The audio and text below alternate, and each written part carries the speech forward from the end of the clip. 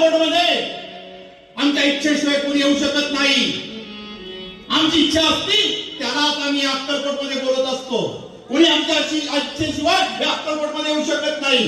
आमची इच्छा होती आनंदा, आम्ही तुला बोलवलं कोकणातून. अनाथ महाराजांना अनुमती प्राप्त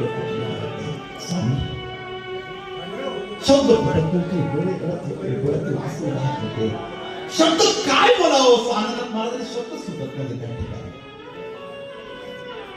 आणि त्यावेळेस स्वामींनी जो आशीर्वाद दिला, ह्यात आपण दुरुस्त स्तवन म्हणतो ना, त्या अनाथ महाराजांनी दिला. ज्या अनाथ महाराजांना कधी कमी माहित नव्हतं, लिखाण काय माहित नव्हतं, 250 अभंग स्वामींवर ज्यांनी दिले ते अनंतनाथ महाराज होते.